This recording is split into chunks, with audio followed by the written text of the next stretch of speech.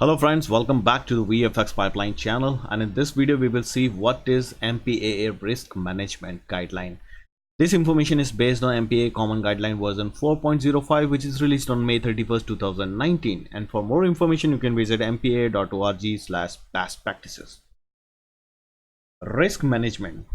Risk should be identified through a risk assessment, and appropriate control should be implemented to decrease the risk to an acceptable level to ensure that business objectives are met. I mean, nothing going to be affected with the business, even if some risk level you can accept. Okay, as per ISO, which is International Organization for Standardization, 27,000 define the risk as combination of probability of an event and its consequences. We will cover more about this ISO in our coming videos.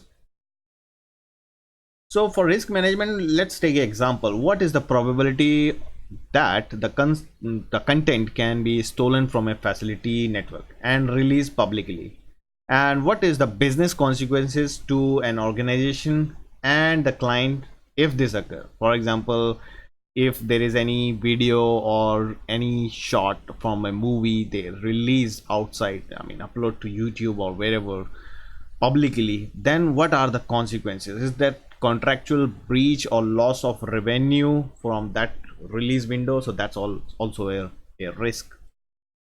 So in consultation with the members and its clients, an organization is responsible for determining which client assets required higher level of security. So that means if you are a feature film production or a TV series production, that means you should determine which client assets is required higher level of security. For example, let's say what are the high security content. Any content in the organization they believe that it will result in financial loss or negative brand reputation or serious penalty should be the assets be stolen or leaked. Any theft of blockbuster feature before its first worldwide theatrical release. Any theft of home video content before its first worldwide street date. Any theft of master or screeners. So these are some examples of high security content. It's completely up to you. You can also define some other data also which you put in the category of higher security content.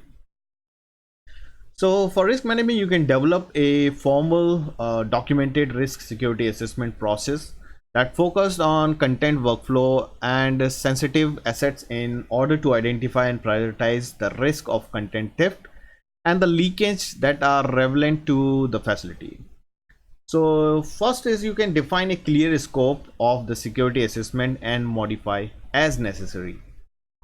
Second is you can incorporate a systematic approach that use likelihood of risk occurrence, impact to the business objective, and content protection and assets classification for assigning priorities. I mean, we will see this in more detail in our next coming videos, how you can classify and all this risk. So let's move further, and you can conduct a internal security assessment annually. So that's important here, annually, and upon key workflow changes based on, at a minimum, that MPAA best practice common guidelines. So based on MPAA guidelines, you can conduct an internal security assessment annually.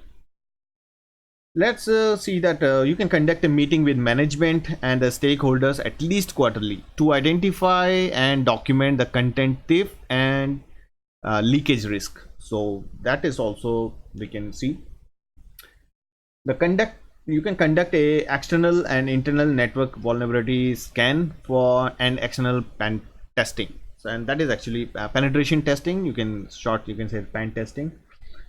Identify key risk that reflect where facility believe content loss may occur. So you can identify the area. Maybe it can be a internet access, or maybe some systems which is having access to the outside of network. So you can find out wherever is the possible keys of the risk of getting the content loss may occur. Implement and document to control, mitigate and reduce identify risk where the risk is accepted with rational, like budget constraint, resources constraint, etc.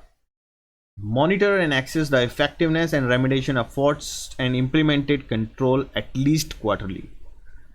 Document and budget for security initiatives and upgrade and maintenance. So always like security initiatives, maybe it can be your maybe the antivirus or maybe some protection upgrades of firewalls, all this kind of stuff that you should maintain and prepare a budget for that. Indicate rationale in the initiative project prioritization, like risk based, cost based, and schedule based.